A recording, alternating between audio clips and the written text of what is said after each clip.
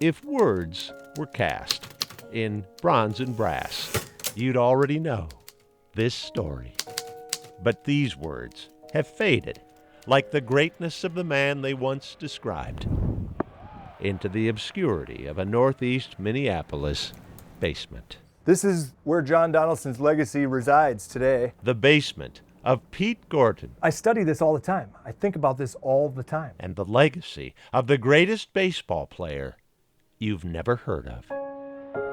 20 years before Jackie Robinson broke the major league color barrier, John Donaldson was breaking it in Bertha.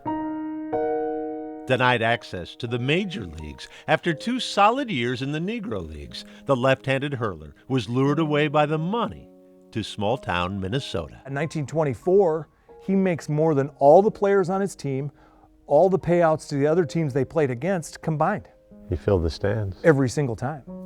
And the pockets of everyone there. If you had the famous John Donaldson on your team, it was guaranteed to be talked about statewide. Bertha and Lismore, Melrose, St. Cloud, and Fairmont each signed on Donaldson for a season or more. Barnstorming and exhibitions took Donaldson to 550 North American cities. If he had been white, he would have had a profound major league career.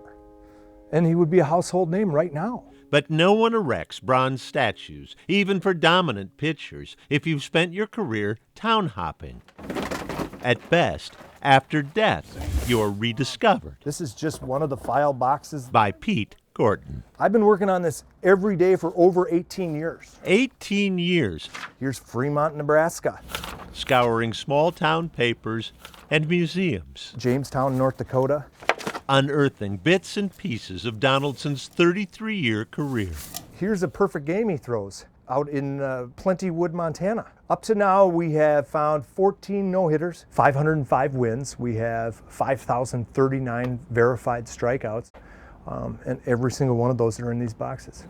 From Fergus Falls, 39 seconds of previously unknown film of Donaldson pitching. He strikes out 18 guys that day. And from across Minnesota, 1924 selfies. Pictures dug from family albums. I'm convinced they're all over the place, but people just don't know who that black guy in the picture is with great-great-grandpa. But the guy with John Donaldson on his men's league uniform. All right, boys, here we go, 2 down. Won't be done until everyone knows. So his legacy is totally buried here. Everyone. Yeah, left-handed pitcher, greatest black pitcher of all time. He was obviously a major leaguer, not in the major leagues, and not in the major leagues because of his skin color, and that's part of the legacy that we need to restore. A century after John Donaldson's story was first written, right, Pete Gorton is writing a wrong. How can we close the lid on him again? Boyd Huppert, KARE 11 News, Minneapolis.